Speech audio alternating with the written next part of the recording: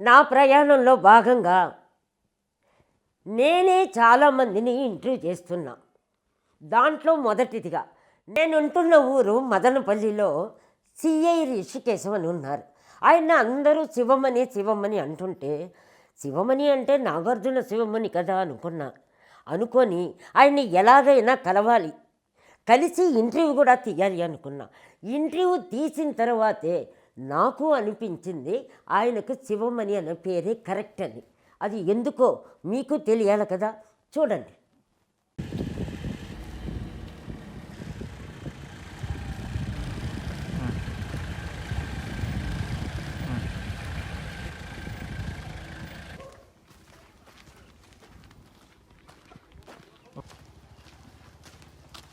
నమస్తే. ఓకే అంతే.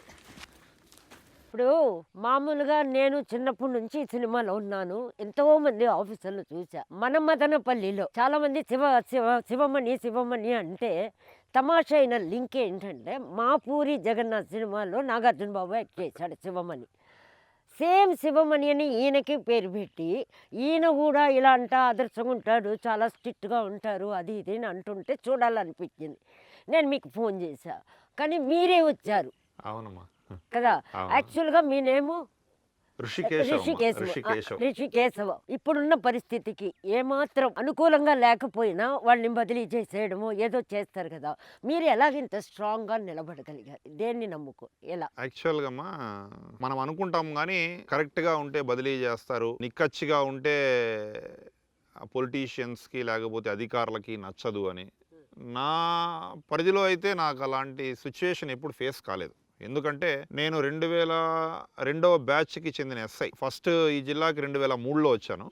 ఈ జిల్లాకి, చిత్తూరు జిల్లాకి 2003లో వచ్చాను. మొదట పొలమనేరులో పిఎస్ఐగా, అంటే ప్రొబేషనరీ సబ్ ఇన్స్పెక్టర్గా నేను ఫస్ట్ పనిచేశాను ఒక 5 నెలలు.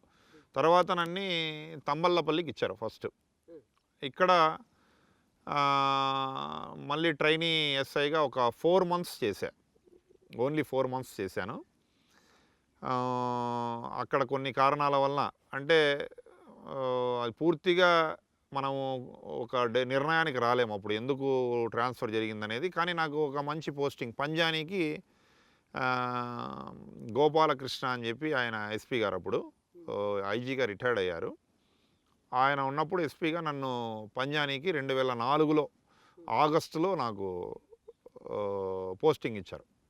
అక్కడ ఒక సంవత్సరం పనిచేసిన తర్వాత ఒకసారి ఆంధ్రజ్యోతిలో శివమణి అని చెప్పి హెడ్డింగ్ పెట్టి ఇచ్చారు. నా ఫోన్ నంబర్ ఇచ్చారు. అప్పుడే శివమణి సినిమా రిలీజ్ అయ్యి ఒక 1 year ఏమో అయింది. అప్పుడు నాకు తెలిసి ఎప్పుడో అది శివమణి 2004లో నాకు ఇట్లా ఆంధ్రజ్యోతి పేపర్లో ఇచ్చారు. ఈ ఎస్ఐ ఎవరి మాట వినడు, నిజాయితీగా వ్యవహరిస్తాడు, లంచాలనే మాటే లేదు ఈ పోలీస్ స్టేషన్లో, రాజకీయ ఒత్తిళ్లు లేవు, రాజకీయ నాయకుల ఇన్ఫ్లుయెన్స్ ఉండదు పోలీస్ స్టేషన్లో కేసుల్లో, నెక్స్ట్ మారువేషాల్లో తిరుగుతాడు, ప్రజల్లో మమేకం అవుతాడు అని చెప్పి చాలా ఇచ్చారమ్మా. మొత్తం ఆల్మోస్ట్ ఒక పేజ్ ఇచ్చారు. అంటే డిస్ట్రిక్ట్ ఎడిషన్లో ఒక పేజ్ ఇచ్చారు. దాని తర్వాత శివమణి అనే పేరు పాపులర్ అయిపోయింది. ఈ మాట ఇంతకుముందు మీరు అడిగారు, అంటే నిక్కచ్చిగా ఉంటే ట్రాన్స్ఫర్ చేస్తారు అట్లా అని. నాకు ఒక పొలిటీషియన్, నువ్వు ఎవరి మాట వినడం లేదు బాబు, ఇట్లయితే కష్టము, మాకెన్నో ఆబ్లిగేషన్స్ ఉంటాయి, కార్యకర్తలు వస్తారు, మాకు అది కావాలి ఇది కావాలి అని అంటారు, ఇట్లయితే మేము కూడా సమాధానం చెప్పుకోవాలి కదా, ప్రజల్లోకి వెళ్ళాలి కదా, కొద్దిగా చేంజ్ చేసుకొని మార్చుకొని కొద్దిగా మా వాళ్ళని కేర్ చేసి కొంచెం రెస్పెక్ట్ ఇచ్చి అట్లా చూడు, లేకపోతే ట్రాన్స్ఫర్ చేయాల్సి వస్తుంది అని అన్నాడు. అని ట్రాన్స్ఫర్ కూడా ఎస్పీ గారికి చెప్పారు.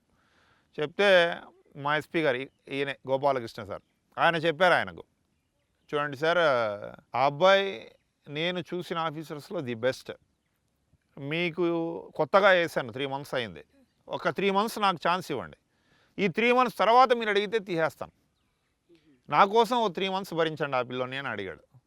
ఒక ఎస్పీ గారు ఒక ఎస్ఐ కోసం అలా అడగడం అనేది జనరల్గా ఏమనుకుంటారు, ఒకవేళ అట్లా అనుకుంటే నాకెందుకు తలనొప్పి అని కూడా అనుకోవచ్చు ఆయన. కానీ పెద్ద మనసుతో ఒక 3 months అడిగాడు. ఆ 3 months తర్వాత ఇది జరిగి 2004లో జరిగింది. మీరు నమ్మరు, ఏ పొలిటీషియన్ అయితే ఆ రోజు నన్ను వద్దన్నారో ఇప్పటికి 15 ఏళ్ళు అయింది. నేనంటే ప్రాణం ఆయనకు, ఆ పొలిటీషియన్కి. నేను ఆ రోజు పొరపాటున నిన్ను పంపించుంటే నీలాంటి నిజాయితీ గల ఆఫీసర్ని నేను దూరం చేసుకుంటా ఉండేవాడిని అని. అంటే వాళ్ళు కూడా లైక్ చేస్తారు పోను పోను. దానికి కారణం ఏమంటే ఆయన అసలైన నిజమైన కారణం, ఓపెన్గా నిజమైన కారణం ఏమంటే ఎవరైతే ఆయన దగ్గరికి వెళ్ళి నా మీద చెప్పేవాళ్ళు, అంటే ఈయన మాకు చేయలేదు అని, ఆయన ఒక 3 months అంటే టోటల్గా 6 months చూసిన తర్వాత అర్థమైంది ఆయనకు ఎందుకు చేయలేదు, ఈ అబ్బాయి ఎందుకు చేయలేకపోతున్నాడు వీళ్ళు చెప్పిండేటివి అని ఆయన కనుక్కుంటే వాళ్ళు తప్పుడు అన్నీ తీసుకొని వచ్చి మనకు చేయమంటే ఒక నిజాయితీ గల పోలీస్ ఆఫీసర్ ఎలా చేస్తాడు ఇవి. ఆయన కనుక్కొని లాస్ట్కి ఎలా వచ్చాడు అంటే, ఆ అబ్బాయి ఏది చేసినా కరెక్ట్, మీరు నాకు ఆ అబ్బాయి మీద చెప్పేటట్లయితే నా దగ్గరికే రావద్దండి అని అన్నాడు. అటువంటి అంటే పొలిటీషియన్ కానీ ఈ పోలీస్ ఆఫీసర్లు కానీ మంచిగా పనిచేసి ఏ అధికారిని దూరం చేసుకోరు ఖచ్చితంగా. ఇది నా అనుభవంగా, నేను ఈ డిపార్ట్మెంట్లోకి వచ్చి 20 ఏళ్ళు అయింది. ఇది జనరల్గా బయట వినిపించే టాక్, కానీ ఎవరైనా సరే బాగా పనిచేసే వాళ్ళు తమ దగ్గర ఉండాలని కోరుకుంటారు ఎవరైనా సరే. మొలకల చెరువు నుంచి ఇక్కడికి వచ్చారు, ఫస్ట్ వచ్చారు, వెళ్ళిపోయారు. మన ఊర్లో మీకు యాంటీ కానీ ప్రాబ్లం కానీ టెన్షన్ కానీ అన్నీ 90% అప్రిషియేషన్ ఉండాలి. ఎప్పుడు కూడా చూడండి, ఈయన బాగా పనిచేస్తాడు అని పేరు ఎప్పుడు వస్తుంది అంటే, చట్ట వ్యతిరేకమైన కార్యకలాపాలన్నీ అరికట్టి ప్రజలకు న్యాయం ఉంది అన్నప్పుడు వాళ్ళ వైపు నిలబడిన వానికే వస్తుంది. అంటే చట్ట వ్యతిరేకంగా ఎవరైతే పని చేస్తున్నారో వాళ్ళ కార్యకలాపాలు అరికట్టినప్పుడు వాళ్ళందరూ శత్రువులే ఆటోమేటిక్గా.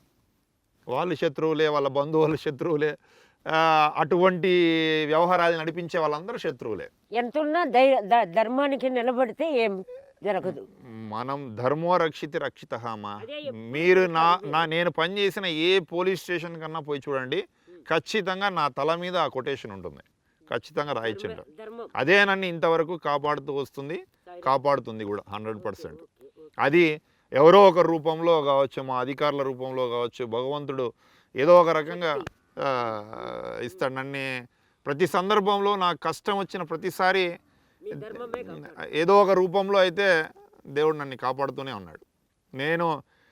నన్ను కష్టాలన్నీ చుట్టుముట్టినాయి అనుకున్నప్పుడు కూడా నేను ఖచ్చితంగా ధైర్యంగా బయటకు వచ్చాను అన్ని సమస్యల్లో నుంచి. ఒక్కొక్క క్షణంలో కుటుంబం అంతా కూర్చొని బాధపడిన సందర్భాలు ఉన్నాయి. మనము ఖచ్చితంగా పోయినప్పుడు ఈ చట్ట వ్యతిరేకంగా పనిచేసే వాళ్ళంతా ప్రైవేట్ కేసులు వేయడం, మా మీద కేసులు వేయడము, మా మీద చెడుగా పుకార్లు పుట్టించడము, మా మీద పేపర్లకి ఇవ్వడము, ఎన్నో చేస్తారు.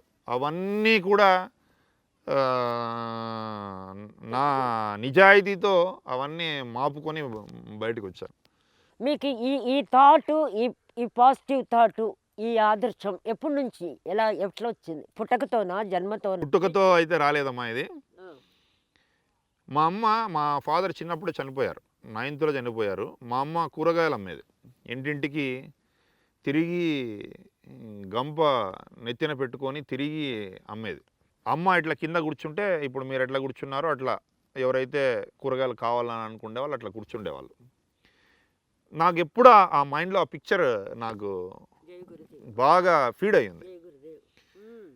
మా అమ్మ ఎందుకు అక్కడ కింద కూర్చుంటుంది, వాళ్ళు ఎందుకు అక్కడ పైన కూర్చుంటున్నారు. తెల్లవారుదామన 3 గంటలకు లేచి నాకు అన్నము అన్నీ చేసి పెట్టి మళ్ళీ మార్కెట్కి వెళ్ళి మార్కెట్ నుంచి కూరగాయలు తీసుకొని వచ్చి గంప తీసుకొని వచ్చి 3 కిలోమీటర్లమ్మా పోవడానికి రావడానికి, నడుచుకొని వచ్చి నన్ను అంతా రెడీ చేసి స్కూల్కి పంపించేసి మళ్ళీ గంపనెత్తి పెట్టుకొని ఇల్లంతా తిరిగేది. మళ్ళీ నేను సాయంత్రం వచ్చే టైంకి ఆమె ఇంటికి వచ్చేది. అంత కష్టం చేసేది మా అమ్మ. అది నా కళ్ళల్లో బాగా మైండ్లో ఫిక్స్ అయిపోయింది. మా అమ్మ కోసం నేను చదవాలి. నాకు పెద్దగా చదువు వండబట్టేది కాదు, పెద్దగా చదివేవాడిని కాదు, ఇంట్రెస్ట్ చూపించేవాడిని కాదు మా నాన్న ఉన్నంత వరకు. మా నాన్న చనిపోయిన తర్వాత మా అమ్మ కష్టం చూసి మా అమ్మని మంచి పొజిషన్లో చూడాలి, మా అమ్మతో ఫస్ట్ ఈ కష్టం మానిపించేయాలి, ఆమె కోసమే చదివా. నాకు చదువు పెద్దగా వంట పట్టకపోయినా కేవలం ఆమె కోసమే చదివా, ఇంకా మళ్ళీ వెనక్కి తిరిగి చూడలే. దేవుడు కూడా నాకు అన్నీ దీంట్లో నాకు ఆ శక్తిని ఇచ్చేసాడు. అమ్మ కోసం మనము చేస్తున్నప్పుడు ఆ శక్తి వచ్చేసి దానికి మూల కారణం మా అమ్మని కష్టం మానిపించడం కోసం చదవాలనుకున్నా, జాబ్ కొట్టాలనుకున్నా కొట్టా. కానీ నిజాయితీగా ఎందుకు బతకాలని అనుకున్నానో అక్కడ ఒక రీజన్ ఉంది. నిజాయితీగా ఎందుకు బతకాలని అనుకున్నానంటే, నేను జాబు సెలెక్ట్ అయ్యే ముందు బాగా పుకార్లు అంతా, ఒక్కో జాబుని ఇంతకు అమ్మేస్తున్నారంట అని. జస్పాల్ సింగ్ అని అప్పుడు ఐజీ గారు, ఆయన ఇట్లాంటివన్నీ నచ్చవు ఆయనకు, చాలా నిజాయితీపరుడు. ఎవరైతే కరెక్ట్గా బాగా రిటర్న్ టెస్ట్ రాశారో, స్పోర్ట్స్లో మంచి మార్క్స్ వచ్చాయో వాళ్ళకే వస్తాయి, ఎందుకంటే నిజాయితీపరుడు ఆయన అని చెప్పి ఆయన కరెక్ట్గా ఇవన్నీ ఈ సెలక్షన్స్ అంతా అయిపోయిన తర్వాత అప్పుడు ఏదో జరిగింది, ఆయన ట్రాన్స్ఫర్ అయ్యారో లేకపోతే ఆయన ఏదో జరిగింది. మరి జరిగితే ఆయన వెళ్తూ కూడా ఇవన్నీ మార్పులు చేర్పులు లేకోకుండా చేసి పెట్టిపోయాడు అని చెప్పారు. నాకైతే అప్పుడు పూర్తిగా అవగాహన లేదు దాని మీద, ఎందుకంటే అప్పుడు ఇంకా మేము డిపార్ట్మెంట్లోకి ఎంటర్ కాలే. ఇంకా అంటే ఒక నిజాయితీపరుడు కరెక్ట్గా ఉండి పని చేసినందుకు నాలాంటి ఒక పేదవాడు ఇంత మంచి పొజిషన్లోకి వచ్చాడు. కష్టంతో ఇన్ని కష్టాలు చూసి, ఇంత లోయర్ మిడిల్ క్లాస్ నుంచి ప్రతి పేదవాని కష్టం చూసి, ముఖ్యంగా తల్లి కష్టం చూసి వచ్చిన నేను ఇంకా అవినీతిపరునిగా బతికితే ఇంకా నేను ఈ స్థాయిలోకి వచ్చిన అర్థం ఏముంది ఇంకా అనే దీంతోనే ఖచ్చితంగా నిజాయితీగా బ్రతకాలి అని చెప్పి మా అమ్మ, నాకు అందరికంటే మా అమ్మ అంటే ప్రాణం. నేను ఏదన్నా ఒక మాట మీద నిలబడాలి, ఖచ్చితంగా ఎన్ని కష్టాలు వచ్చినా ఇంకా ఆ మాట తప్పకూడదు అనుకుంటే మా అమ్మ మీద ప్రామిస్ చేసుకుంటా ఏదైనా కానీ. అప్పుడే మా అమ్మ మీద ప్లస్ వెంకటేశ్వర స్వామి మీద ప్రమాణం చేశా, చనిపోయే వరకు ₹1 అవినీతిగా బ్రతికినా నా ఉద్యోగం వెళ్ళిపోలే స్వామి అని చెప్పి ప్రమాణం చేసుకొని జాబ్లోకి వచ్చా. అందుకే అంత కమిట్మెంట్తో ఎన్ని పరిస్థితులు ఎదురైనా, ఎంతమంది ప్రలోభాలకు గురి చేయాలని అనుకున్నా ఇంతవరకు లొంగకోకుండా అది కంటిన్యూ అవుతాం. నా భాషలో అనిపించడాన్ని పుట్టక అన్న, అది పోయిన జన్మలో ఉంటేనే వస్తుందండి, ఊరికే రాదు. అప్పుడు ప్రకృతినే మనము తోసినట్టు అవుతాం, అన్నీ మందే నాదేనని వచ్చేస్తుంది అక్కడ. అది లేకపోతే ఇది రాదు. నేను దానికి చెప్తా. ఇప్పుడు కృతయుగంలో ధర్మం ఒక పాదం మీద నడిచింది, త్రేతాయుగం వచ్చేటప్పటికి 2 పాదాలు, ద్వాపర యుగం 3 పాదాలు అయింది, కలియుగం వచ్చేటప్పటికి 1 పాదం మీదకి వచ్చేసింది పూర్తిగా. అంటే 75% ఈ సిస్టంలో సెల్ఫిష్నెస్ పెరిగిపోయింది. అంటే 100 మంది ఉంటే మీరు మంచి దారిలో పోతే మిమ్మల్ని ఎంతమంది అప్రిషియేట్ చేయాలి? అప్పటికి ఓన్లీ 25% మిమ్మల్ని మంచి అనాలి, మిగతా 75% మిమ్మల్ని చెడు అనాలి. అప్పుడే మీరు కరెక్ట్గా దారిలో వెళ్తున్నట్టు. 75% మిమ్మల్ని చెడు అనాలి అంటేనే మీరు కరెక్ట్గా వెళ్తున్నట్టు. రివర్స్ అనుకున్నా కాదమ్మా. ఓకే ప్లీజ్ చెప్పండి కదా నాకు వివరంగా. ఇప్పుడు ధర్మము ఒక పాదం మీద నడుస్తూ ఉంది. ఓకే, అంటే మంచి వాళ్ళు 25%, చెడు వాళ్ళు 75%. ఓకే, మరి మిమ్మల్ని 75 మంది మంచోళ్ళు అన్నారు అంటే చెడ్డ పని చేసే వాళ్ళందరూ మిమ్మల్ని మంచి వాళ్ళు అన్నారంటే అర్థం అది అబద్ధము. సాయిరాం. ఓకే అది. కాబట్టి మనం అందరికీ మంచి కాలేము. ఎప్పుడు అందరితో మంచి కావాలని అనుకుంటే మనంత తెలివి తక్కువైన వాళ్ళు ఇంకెవరు లేరు. ఖచ్చితంగా ఈ సిస్టంలో 1/3 మనల్ని చెడ్డవాళ్ళని అంటేనే మనం కరెక్ట్గా ఉన్నామని లెక్క. లేదు, మిమ్మల్ని ఎవరు ఏమి అనడం లేదంటే అసలు మీకు ఐడెంటిటీనే లేదు అని అర్థం. సూపర్. అంతే కదా, మిమ్మల్ని ఎవరు ఏమనకపోతే మీ గురించి ఎవరికి ఏం తెలియదు అని. మంచి అన్నారంటే అది నిజం కాదు, ఎందుకంటే మంచి వాళ్ళు తక్కువ ఉన్నారమ్మా. మంచి అని ఒప్పుకోలేని సిస్టంలో ఉన్నాం మనం. ఇప్పుడు నలుగురు, నా ఉద్దేశంలో, నా ఎక్స్పీరియన్స్ ఉద్దేశం కాదండి, సినిమా వల్ల అయినా కూడా మేము రాజకీయ నాయకులు, ఈ డాక్టర్సు, లాయర్సు, పోలీసు, వీళ్ళందరూ చాలా ఫ్రెండ్స్ ఉన్నారండి. వ్యాస అనే అక్కడి నుంచి మన వంగవెట్టి రంగ, వీళ్ళందరూ ఓన్ బ్రదర్స్ కంటే ఎక్కువ ఒకప్పుడు నాకు అక్కడి నుంచే నాకు తెలుసు కాబట్టి ఒక్కరిద్దరు తప్ప మిగతా అందరితో నేను కొన్ని బాధాకరమైనవి చూసి అనుభవించా. అంటే అను మీరు అంటే మీరు కొన్ని వ్యవస్థల్ని మాత్రమే చూసారు కాబట్టి వ్యవస్థలంటే పోలీస్ వ్యవస్థ, ఉమ్, ఉమ్, జ్యుడిషియరీ వ్యవస్థ అంటే లాయర్లు, ఉమ్, జడ్జిలు వీళ్ళంతా, సినిమా వ్యవస్థ, ఉమ్. లేదా పత్రికా రంగం, ఓకే. లేదా ఇప్పుడు డాక్టర్స్ వైద్య రంగం. అంటే మనకు ఏదైతే ఎక్కువగా విజిబిలిటీ ఉంటుందో, ఎక్కువగా అవకాశం. ఆ, ఎక్కువ మనము రెగ్యులర్ ఇంటరాక్షన్ ఉంటుందో ఓకే, ఓకే. వాటిల్లో మనం లోపాలని చూస్తూ ఉంటాం జనరల్గా. అంటే లోపాలు చూడటం వేరు, అనుభవించటం అమ్మ వేరు. నేను దానికి కూడా చెప్తా. ఓకే. అంటే ఎప్పుడు కూడా మనం ఏం చేస్తామంటే ఒకరు, ఇద్దరు, ముగ్గురు, నలుగురు, 10 మంది చేసే చెడు పనుల వలన ఒక వ్యవస్థని మనం తప్పుగా అనలేం. First thing. రెండవది, ఈ వ్యవస్థలన్నీ లోపభూయిష్టంగా ఉన్నాయి అని అనుకోవడం కూడా తప్పు. ఎందుకంటే సినిమా వ్యవస్థ, పోలీస్ వ్యవస్థ చెడు అనే ముందు వీళ్ళందరూ కూడా ఆకాశం నుంచే ఊడిపోలే, అందరూ కూడా సామాన్యమైన ప్రజల నుంచి వచ్చిన వాళ్ళే. అంటే సినిమా ఫీల్డ్లేకైనా, పోలీస్ వ్యవస్థలేకైనా, లేకపోతే జ్యుడిషియరీలేకైనా, వైద్య రంగంలేకైనా, ఏ దాంట్లోకైనా ఫస్ట్ వాడు కామన్ మ్యాన్ నుంచే రావాలి. అంటే ఫస్ట్ సిస్టమ్ బాగలేదు, ఫస్ట్లోనే సిస్టమ్ బాగలేదు. వ్యవస్థ, ఈ సొసైటీ ఇంకా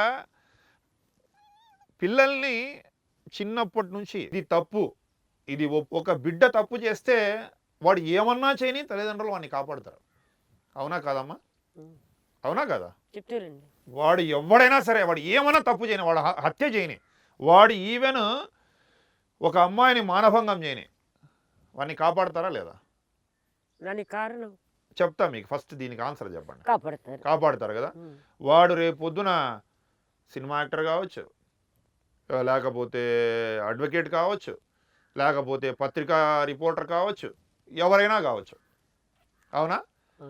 మరి అయిన తర్వాత ఆ రంగాన్ని తిట్టే బదులు ఇక్కడ మనము ల్యాబ్స్ను సరి చేసుకుంటే, అంటే ఒక బిడ్డకు అన్యాయం జరిగితే నా బిడ్డకు అన్యాయం జరిగింది అని పెద్ద గగ్గోలు పెట్టే ఆ తల్లిదండ్రులు వాళ్ళ బిడ్డ అన్యాయం చేసినప్పుడు మళ్ళీ వానే రక్షిస్తున్నారు. అంటే ఎక్కడ లోపం ఉందో మీరు ఆలోచించండి. అది ఎందుకు ఇది అది అప్పటికి మనం ధర్మం మళ్ళీ ఒక పాదం మీదకి వచ్చింది అనే దానికి వెళ్ళాలి. అంటే సెల్ఫిష్నెస్, స్వార్థం పెరిగిపోయింది మనిషిలో. ఇది తప్పు, అది ఎవరైనా తప్పే, తప్పు ఎవరైనా తప్పే, అట్లా లేదు. ఇప్పుడు తప్పు మావాడు చేస్తే ఒప్పు అయిపోతుంది, మన వాళ్ళు చేస్తే ఒప్పు అయిపోతుంది. ఆ దీంట్లో ఉన్నాము కాబట్టి ఈ పరిస్థితి వస్తా ఉంది. అది ఎందుకు వస్తా ఉంది అనేది మూలం చిన్నది తెలియదు. స్వార్థం అమ్మా, స్వార్థం. మనుషుల్లో స్వార్థం పెరిగిపోయింది. గుళ్ళకి తిరుగుతారు, రోజు తిరుగుతారు, తిరుమలకి వెళ్తారు. అంటే వీళ్ళు ఎవరు పాపాలు చేయడం లేదా? అది అన్ని గుళ్ళకి వెళ్తారు, మసీదులకు వెళ్తారు, గుళ్ళకి వెళ్తారు, చర్చిలకు వెళ్తారు, అన్నీ చేస్తారు, కానీ పాపాలు కూడా చేస్తారు. ఆ పాపభీతి అనేది గుళ్ళకు పోవడం కాదు, మన అంతరా. ఇప్పుడు నేను ఇన్ని మాటలు చెప్తాన్నా, నేను చెప్పే మాటలు తప్ప ఒప్ప అనేది తర్వాతకు వస్తున్నాను, కానీ మన అంతరాత్మ మాత్రం ఎప్పుడు కరెక్ట్ చెప్తుంది. ఎవరో నేర్పేది అనేది అబద్ధం అండి. చూసి నేర్చుకునేది, చెప్పి వినేదంతా అబద్ధము. నీలో కూడా ఆ మంచి చెడు ఉంటేనే అది పక్క వాళ్ళ మీద తోయకూడదు అంట.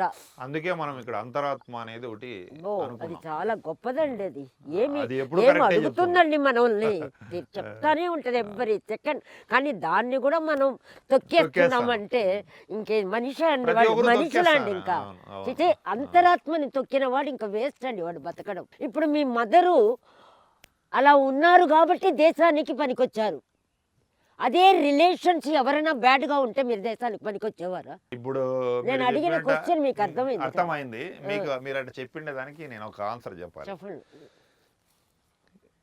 దీనికి లింక్ అన్నారు కదా మీరు, అక్కడ దేవుడు నాకు లింక్ ఎలాగొచ్చిందో మీకు చెప్తా. నేను డిగ్రీ ఎగ్జామ్స్ 8 సబ్జెక్టులు ఉంటే నేను సరిగా ప్రిపేర్ కాలే. ట్రైనింగ్ నుంచి అప్పుడే వచ్చాను. ఇంకా నాకు అంత చదివే టైం లేదు, సబ్జెక్ట్స్ మీద అవగాహన లేదు. సరే ఏదైతే ఏమవుతుంది, నేను వెళ్ళి రాయాలి, కనీసం క్వశ్చన్ పేపర్స్ అన్నా తీసుకుంటే నెక్స్ట్కి బాగా కొంచెం ప్రిపేర్ అయ్యి రాయొచ్చు అని అనుకున్నా. కానీ వెళ్ళడము ఏదో నాకు ఎందుకో అది దైవానుగ్రహం అనేది అక్కడే నాకు వచ్చిండేది రాసుకుంటూ వచ్చా. నా మైండ్ పోతా ఉంది, నా పెన్ను పోతా ఉంది, నా మైండ్ పోతా ఉంది, రాసుకుంటూ వచ్చా. ఒక్క సబ్జెక్టు కాడ వచ్చేటప్పటికి స్టాటిస్టిక్స్ దగ్గరకు వచ్చేటప్పటికి నాకు అస్సలు ఈ సబ్జెక్టే రాదు, ఏందో కూడా తెలియదు, పోయినా వేస్ట్ అని ఎవరితోనో క్వశ్చన్ పేపర్ ఇప్పించుకున్నాను. సినిమాకి వెళ్ళిపోయా. 11:30కి ఎగ్జామ్, 11:15కి సినిమా హాల్లో ఉన్నా. పర్మిషన్ తీసుకున్నా పోలీసు మా ఆఫీసర్ దగ్గర, పోయినా సినిమా హాల్లో ఉన్నా. అంటే బ్లాంక్ అయిపోయారు.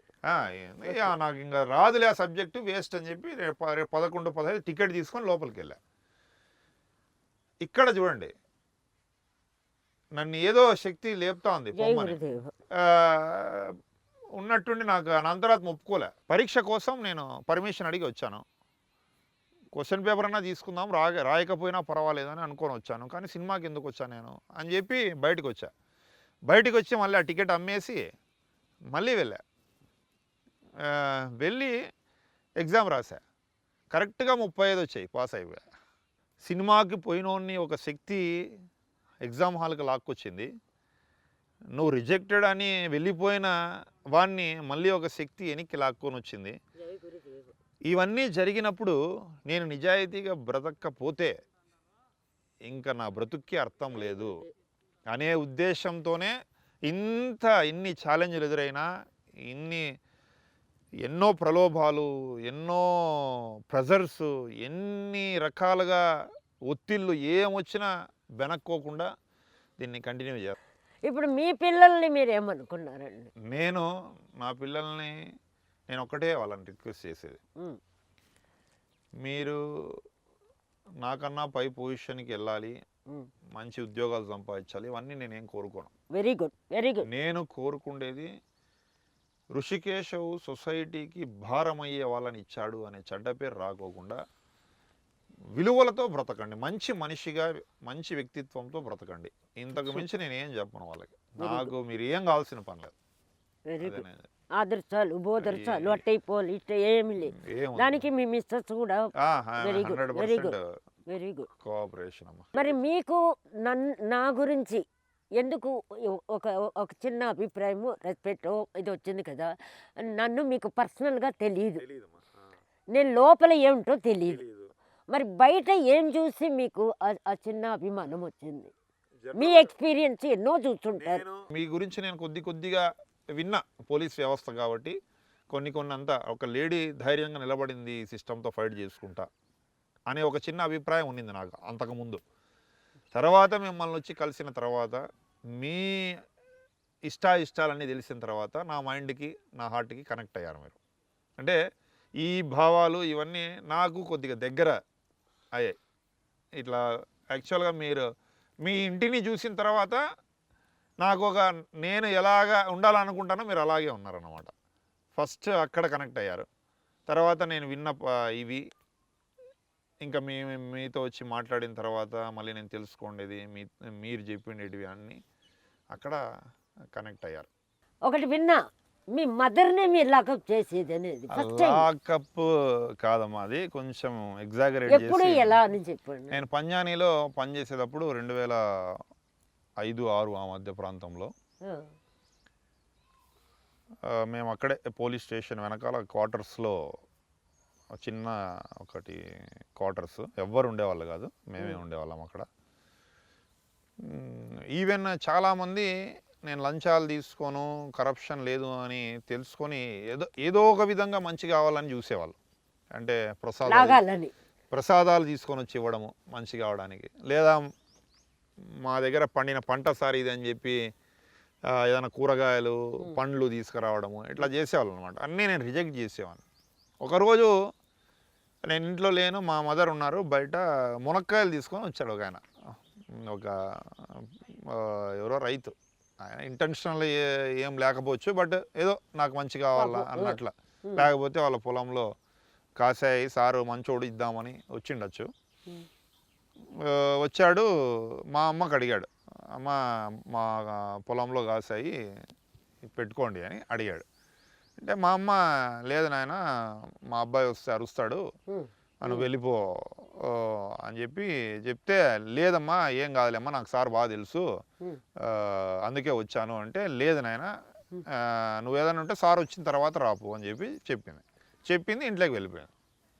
ఇంట్లోకి వెళ్ళిపోతే అతను ఏం చేశాడంటే ఆ మునక్కాయల వాకెట్లో పెట్టేసి వెళ్ళిపోయాడు. నేను కరెక్ట్గా వచ్చాను అప్పుడే, ఇంకా లంచ్ బ్రేక్కి వచ్చాను. మధ్యాహ్నం వచ్చాను,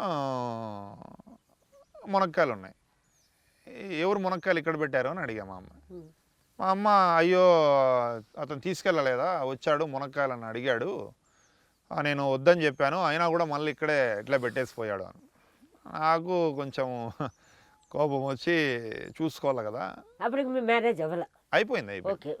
ఇంట్లో ఉన్నింది ఆమె ఇంట్లో ఉన్నింది, ఈమె బయట ఉన్నింది. చూసుకోవాలి కదా నువ్వు ఇప్పుడు తీసుకున్నా తీసుకోకపోయినా అతను నీకు ఇచ్చిపోయినట్టే కదా లెక్క. నువ్వు అతను వెళ్ళిపోయే వరకు ఉండాలి కదా, నువ్వు తప్పు నీదే, నువ్వేం చేస్తావో నాకు తెలియదు, ఆ మునక్కాయలు అతనికి చేరాలి, తీసుకొని పోయి ఇచ్చేసి రాపో అన్న. ఇంకా ఆమె తీసుకొని వెళ్ళింది. వెళ్తే ఎవరో తెలియదు కదా ఆమెకు, ఏమంటే అదృష్టం కానిస్టేబుల్ చూసినాడు అతన్ని. చూసి మళ్ళీ ఉండమ్మా కానిస్టేబుల్ చూశాడు. ఇదంతా కానిస్టేబుల్ విని బండి వేసుకొని పోయి అతన్ని పిలుచుకొని వచ్చాడు. నువ్వు చేసిన పనికి వాళ్ళు చూడు సార్ వాళ్ళ అమ్మని అరుస్తున్నాడు, బుద్ధి ఉందా లేదా నీకు అని చెప్పి మళ్ళీ దేవుడు పంపించడం కాదండి అది. దాన్ని ఎవరో మునక్కాయలు తీసుకున్నాడని లోపలే లాకప్లో వేశారని కొంచెం ఎగ్జాగరేట్ చేసి చెప్పారు అంతే. అది మొత్తానికి మానవ రూపం భగవంతుడు అంటే ప్రకృతి మానవ రూపంలో వస్తుందనేది ఇప్పుడు నమ్ముతారా? మీది మొత్తం ఆ రూపంలోనే వస్తుంది ప్రతిదీ మీది స్టార్టింగ్. తర్వాత ఈ 9 o'clock తర్వాత ఎలా మూయించారు? మూసిన దానివల్ల మీకు వచ్చిన రియాక్షన్స్ ఏమిటి? ఎలా భరించారు? ఏమొచ్చింది రియాక్షన్? ఏమన్నా వచ్చిందా? మొత్తం క్రైమ్కి మొత్తం మూల కారణము ఒకటి చీకటి, రెండవది ఆల్కహాల్. అంటే నైట్ 10 అయిన తర్వాతనే క్రిమినల్స్ వాళ్ళ యాక్టివిటీస్ మొదలు పెట్టాలా అనేది వాళ్ళ ఆలోచన. రెండవది ధైర్యం కోసం ఆల్కహాల్ తీసుకొని క్రిమినల్ యాక్టివిటీస్ చేస్తారనేది మా పోలీసులో తేలిన విషయం అది. అందుకనే 10 అయిన తర్వాత అనాథరైజ్డ్ ప్రదేశాల్లో ఎవరైతే లిక్కర్ తీసుకుంటున్నారో, ఎవరైతే కారణం లేకోకుండా బయట తిరుగుతున్నారో వాళ్ళందరినీ కనుక మనం బ్లాక్ చేయగలిగితే ఆల్మోస్ట్ 90% క్రైమ్ని కంట్రోల్ చేసినట్టు అవుతుంది అనే ఉద్దేశంతోనే దాన్ని టేకప్ చేసాం. చాలా మంచి రిజల్ట్స్ వచ్చాయి. ఎక్కడే కానీ క్రైమ్ లేదు, ఎక్కడే కానీ న్యూసెన్స్ లేదు. నాకు ఒక 2 కాల్స్ వచ్చాయి, 2 కాల్స్ కాదు 3 కాల్స్ వచ్చాయి. ఒక రిటైర్డ్ టీచర్ ఒక లేడీ ఫోన్ చేసింది, అలాగే 2 పెద్దవాళ్ళు ఫోన్ చేశారు. పెద్ద అంటే ఒక 70 years సీనియర్ సిటిజన్స్. ఒక ఆయన ఫోన్ చేసి సార్ మా అబ్బాయికి 25 years, ఆ అబ్బాయికి ప్రతిరోజు నైట్ 2-3కు వస్తా ఉండేవాడు సార్ ఇంటికి, మీ పుణ్యమాని 10 గంటలకు చేరుతున్నాడు సార్ ఇంటికి అని ఒక కాలు. రెండవది సార్ నాకు 2 ఆడపిల్లలు, సాయంత్రం ఏదైనా టెంపుల్కి వెళ్ళాలన్నా లేకపోతే ఏదైనా షాపింగ్ వెళ్ళాలన్నా ఎక్కడ చూసినా గుంపులు ఉండేవాళ్ళు, ఎక్కడే కానీ కనపడరు సార్, ప్రశాంతంగా వెళ్తున్నాము ఆడపిల్లలను తీసుకొని. ఇది ఒకటి. ఒక ఆమె పెద్ద ఆమె రిటైర్డ్ టీచర్, ఇప్పుడు కూడా ఫోన్ చేస్తూ ఉంటుంది ఆమె ఎప్పుడన్నా. అయినా నువ్వు ఎవరికన్నా బిడ్డో తెలియదు కానీ అందరు నీ గురించి చెప్పుకుంటారు, మదనపల్లి బాగుపడింది అని చెప్పుకుంటున్నారు, ఎప్పుడో ఒకసారి నీకోసం వచ్చి చూస్తా నేను, నా ఆశీర్వాదం ఎప్పుడు ఉంటుంది నీకు అని చెప్పి ఈ 3 కాల్స్ నేను ఎప్పుడు మర్చిపోను. తర్వాత ఈ ఆటో వాళ్ళు ఎక్కువ అప్రిషియేట్ చేస్తారు మిమ్మల్ని. అవునవును. ఎందువల్ల ఆటో వాళ్ళు అనేది ఎందుకు పట్టుకున్నారు? ఆ సబ్జెక్ట్ ఎందుకు ఇంట్రెస్ట్ అయింది? ఆటో వాళ్ళు, పర్టికులర్ ఆటో వాళ్ళు నేను చెప్పాలంటే అమ్మా ఇంత సక్సెస్ కావడానికి మెయిన్ రీజన్ ఆటో వాళ్ళే. ఫస్ట్ నుంచి కూడా ఒక మండలంలో మనం తక్కువగా తీసుకుంటే ఒక 500 నుంచి 1000 మంది ఆటోలు ఉంటాయి ఒక మండలంలో. అంటే సుమారు ఒక 100-200 గ్రామాలకి 500 నుంచి 1000 ఆటోలు ఉంటాయి. నేను రెగ్యులర్గా ఎవ్రీ మంత్ వీళ్ళతో మీటింగ్స్ కండక్ట్ చేస్తాను ఆటో వాళ్ళతో. వీళ్ళకి ఏ కష్టం వచ్చినా ఏ బాధలు వచ్చినా నేను చూస్తా. అంతేకాకుండా నా మండలంలో మామూలుగా ట్రాన్స్పోర్ట్ అధికారులు కానీ లేకపోతే ఇంకోరు వచ్చి వాళ్ళకి ఫైన్లు రాయడం కానీ అవన్నీ జరగనివ్వను. ఒకటి. రెండవది ప్రతి ఒక్కరికి డ్రైవింగ్ లైసెన్స్ చేయించేస్తాను. ఆర్టీఓ అధికారులతో చెప్పి ఈ మధ్యవర్తిత్వము దళారీ వ్యవస్థ అంతా లేకోకుండా నేను చెప్పి నేనే వాళ్ళకి రాసి నా హ్యాండ్ రైటింగ్తో రాసి పంపించి చేయిస్తాను. అంతే కాకుండా వాళ్ళకి ఏ పర్సనల్ ఇష్యూస్ ఏ సమస్యలు వచ్చినా దగ్గరుండి నేను చూస్తాను. వాళ్ళకి అంటే వాళ్ళు మా సారు ఖచ్చితంగా మాకే కష్టం వచ్చినా ఉన్నాడు అనే ఒక భరోసా కల్పించినప్పుడు ఏమవుతుందంటే ఫస్ట్ పాయింట్ వాళ్ళు కరెక్ట్గా ఉండాలని ట్రై చేస్తారు, తప్పు చేయరు. ఒకటి. రెండవది ప్రతి ప్లేస్లోకి వాళ్ళు వెళ్తారు. మనకి మొత్తము ఆ మండలంలో ఉన్న ప్రతి ఇన్ఫర్మేషన్ నాకు గ్యాదర్ అవుతుంది. ఇంకోటి ఏమంటే మన సైన్యం ఇది ఒక 500 మంది మన వెనకాల ఉంటే ఎలా ఉంటుంది, ఒక ధైర్యం ఒక ఇది వచ్చేస్తుంది. అలాగ ప్రతి చోట వాళ్ళకి ప్లస్సే. వాళ్ళు తప్పు చేయరు, చెయ్యకపోగా తప్పు జరగనివ్వరు అసలు. చాలా మటుకు అసలు ప్రతి ఇన్ఫర్మేషన్ మనకు చేరిపోతుంది. సార్ పలానా చోట మందు తాగుతున్నారు, పలానా చోట గ్యామ్లింగ్ ఆడుతున్నారు సార్, నా ఆటోలో ఎవరో కొంచెం అనుమానాస్పదంగా ఎక్కినారు సార్, పలానా చోట దిగినారు సార్. ఇవన్నీ మనకి ఇన్ఫర్మేషన్స్. ఎందుకు వస్తామని చెప్పండి, నమ్మకం మన మీద. మీరు వాళ్ళని క్షమించి నమ్మేటప్పటికి అలాంటి వాళ్ళకు కూడా రాను సిగ్గేసి, అంటే ఆత్మ మీరు అన్నారు అంతరాత్మలో వాళ్ళది అదే ఆ భాషలో, అప్పుడు ప్యూర్ అవ్వడం మొదలెడతారు. ఖచ్చితంగా నేను ఫైన్లు కూడా చాలా వేసి చూసా. ఫస్ట్లో వేసి చూసా, కుదరలా, మార్పు రాలే. కానీ నేను ఒకరిద్దరు అంటే అదే పనిగా వీళ్ళు ఏం మాట్లాడుకుంటారో, అసలు ఏమి ఉద్దేశం వీళ్ళది అని నేను మనుషుల్ని పంపించి వాళ్ళ ఆటోల్లో కూడా కనుక్కున్నా. సారు మనల్ని నమ్మాడు, ఫైన్ రాయడంలే. ఒక మాట్లాడినప్పుడంతా ఒక అన్న తమ్ముడు మాదిరి మనకు మాట్లాడి ఇది చేసినప్పుడు మనం ఖచ్చితంగా ఆయనకు చెడ్డ పేరు తేకూడదురా. అంటే పెద్దలు చెప్తారు ప్రేమ పగని కూడా ప్రేమతో జయించవచ్చు అని. ఇక్కడ కానీ నేనైతే గెలుచుకోగలిగినానమ్మా. నాకైతే భలే కోఆపరేట్ చేశారు. ఒక తమాషా, మీరు మారు వేషాలు వేస్తారంట. మారు వేషాలు అనేది నేను సినిమాలో చూసా. మీరు మారు వేషాలు ఏంటి, ఎలాంటి మారు వేషాలు, ఎందుకు, ఎప్పుడు? మారు వేషాలంటే అమ్మా ఇప్పుడు ఏమవుతుందంటే మనకు ఇన్ఫర్మేషన్స్ రావాలని అనుకున్నప్పుడు, ఇప్పుడు ఋషికేశ ఎవరు శివమని ఎవరంటే పేపర్లు చూసే వాళ్ళకి మీకు తెలుస్తుంది, కానీ పల్లెల్లో తెలియదు. వాళ్ళకి పేరు వినింటారు, ఎవరో కొత్త సిఐ వచ్చినాడంట, శివమని అంట, చాలా స్ట్రిక్ట్ అంట, అట్లా ఇట్లా అని. కానీ వాళ్ళ మనిషిని చూసింటారు. అట్లాదప్పుడు ఏమవుతుందంటే మనం పంచ కట్టుకొని టవాల్ చుట్టుకొని తలకి పోయి ఏమ్మా ఊర్లో విశేషాలు, ఇక్కడ ఏడో ఇస్పెటాకులు ఆడతారు, సారాయి తాగుతారంటనే, ఏడా ఏమైనా చెప్పండి అంటే ఏదో ఎప్పుడు ఆడ చచ్చింటారు ఆడబో అని చెప్తారు.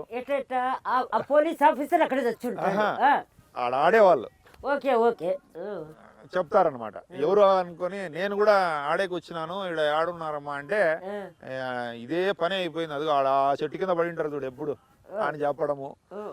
లేకపోతే కొంచెం జాగ్రత్తగా ఉండు, అయిపోయారు శివమని వచ్చినా అంట, వాస్తాడు పో అట్లా నాకే చెప్పేవాళ్ళు. మీకు బెదిరింపులు కాల్స్ వచ్చుంటది కదా?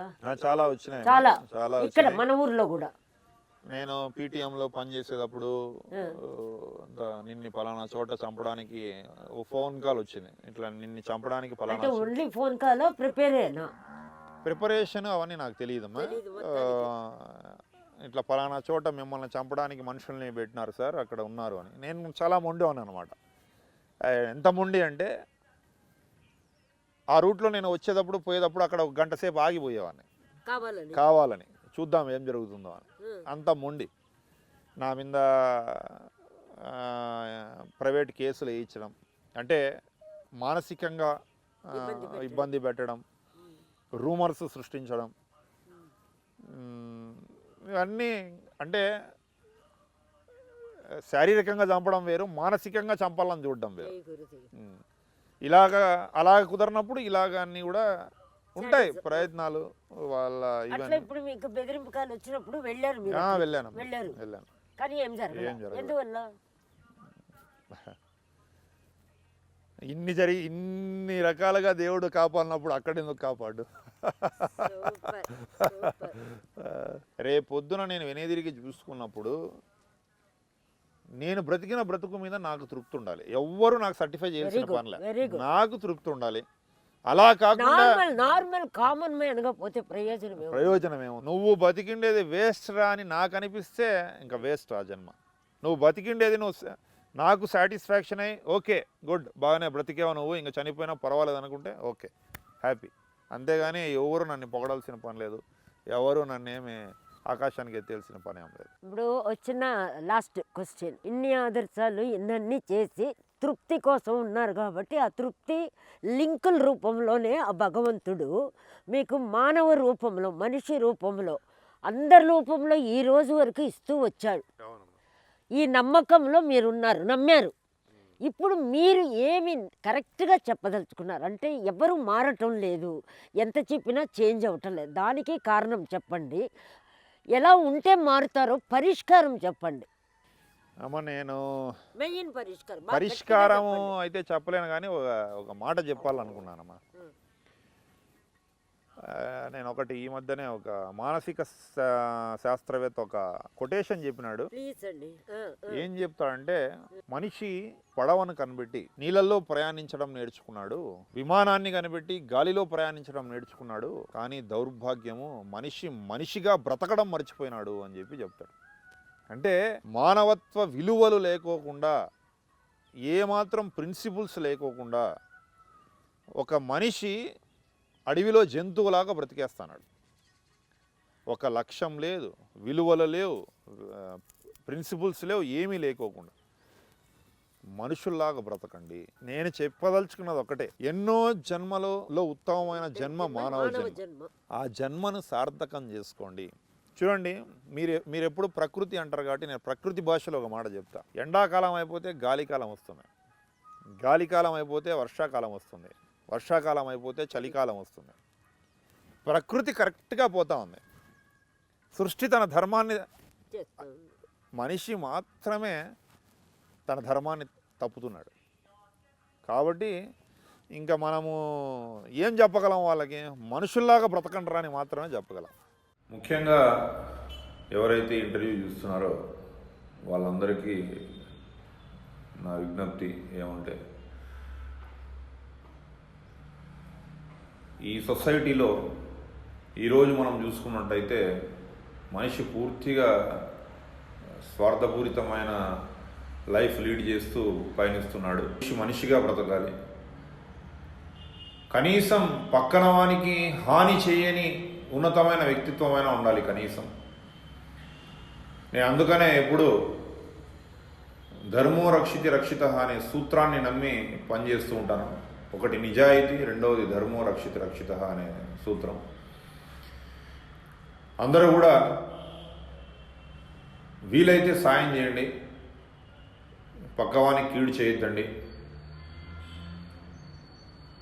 మన కన్న తల్లిదండ్రులకి, మన కుటుంబ సభ్యులకి మంచి పేరు తెచ్చే విధంగా, మన జీవితం మన కుటుంబానికే కాకుండా సొసైటీకి, దేశానికి ఉపయోగపడే విధంగా మనిషి బ్రతకాలి. ఇటువంటి అవకాశం నాకు వచ్చినందుకు నేను చాలా హ్యాపీగా ఫీల్ అవుతానని మీ అందరి ముందరకు వచ్చి చెప్పగలుగుతున్నందుకు థ్యాంక్ యూ. నమస్తే.